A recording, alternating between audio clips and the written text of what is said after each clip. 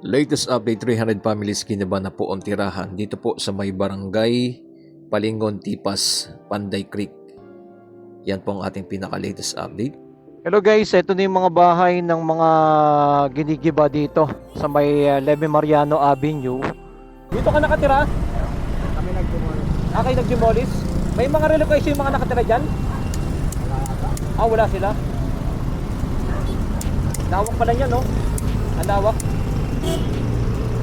Pero wala na nakatira sa loob. Wala na. Wala. Kailan sir din-demolish yan? Kailan na-start demolish? Nakarang linggo lang?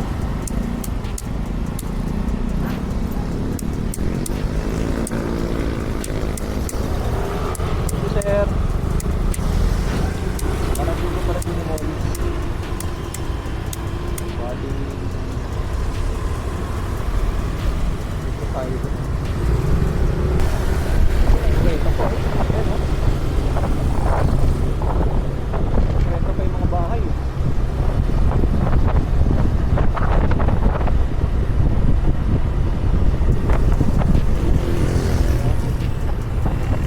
Ito iba walang matitira na.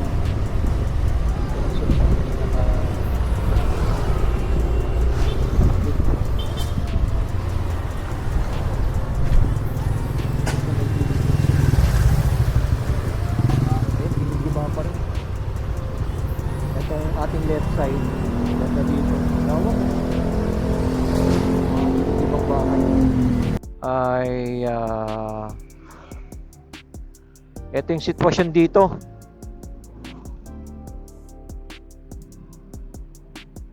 Malawak-lawak daw to hanggang doon sa may pinakalikod no? Puro mga konkreto na yung bahay doon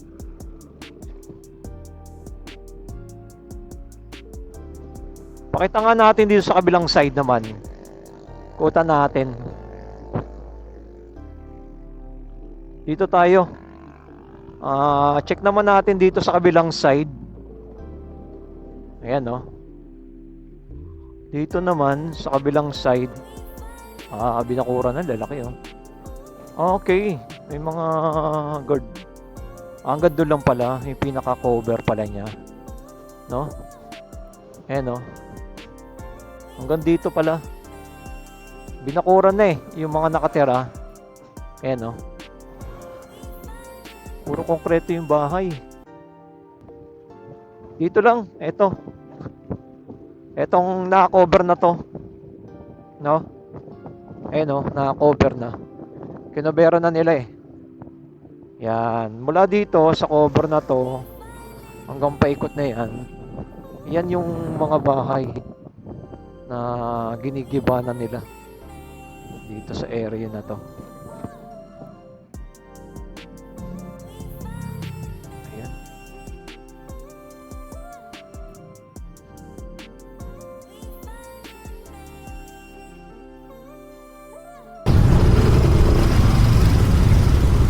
May relocation yung mga nakatira dito?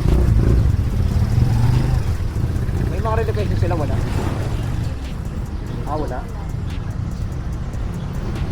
Pero na kasi nakura na. Dito na alam diba? Nakatara talaga dito.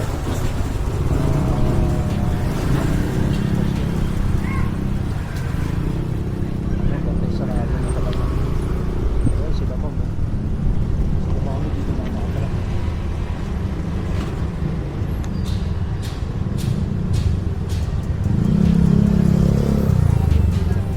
Mami, may relocation kayo dito? Wala. Relocation sa bahay na mga giniba? Wala. Wala.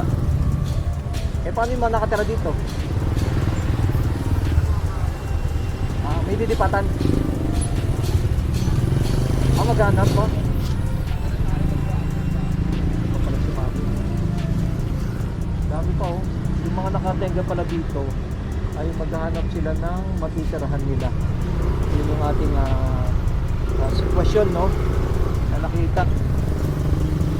Maghahanap sila ng matitirahan.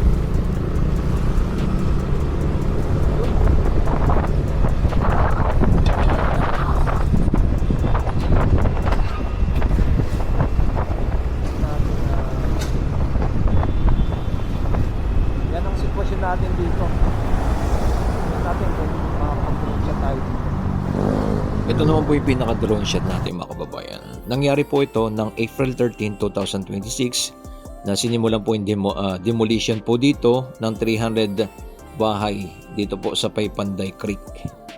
Ayan, meron na po silang court order at legal po yung kanilang pagigiba ng mga bahay dito. Ayan, pinatupad kasama ng maraming mga pulis. Ayan, nagkaroon lang po ng gulo at komportasyon, may mga sugatan at may mga naaresto. Ito po, makikita po ninyo sa ating drone ay napakalalaki ng kanilang mga bahay dito. Talagang konkreto po, no? Ayan, no? Mga third floor, second floor na mga solid na mga bahay. Ayan. Saan napunta yung relocation ng ibang mga residente? Ayon dito sa ulat, may iba nakatanggap ng pera, cash assistant. May alok na humigit kumulang ng 30 to 41 pera para umalis. Yun yung iba nag-self-demolish kapalit ng bayad. Yun po, ayon po dito sa ulat, no? Hindi lahat may relocation agad. Yan, maraming residente ay walang malinaw na relocation site. Yun, yung mga natanong po natin, makikita po ninyo, no? Meron tayong mga natanong dito sa mga gilid na nakatira pa dito po sa Leve Mariano Avenue ay mga wala po talaga silang malipatan pa. Yan, no? Kita po ninyo, no? Fourth floor na bahay. Talagang konkreto po, no? Eto, hanggang dulo mo, marami pa rin po mga nakatira po yan ng mga squatter area, no? Yan. Ito po, umaabot po pala itong lupa ng private property ng 17,000 square meter. Yun po ang ating nakita po dito. Yan ang ating mga latest update. Ito po yung mga wala pa pong matirahan or naghahanap pa po sila ng mga relocation. Kaya nandito po sila.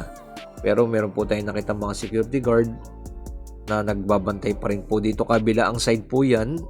At may mga barangay din po na nag-iikot din po dito.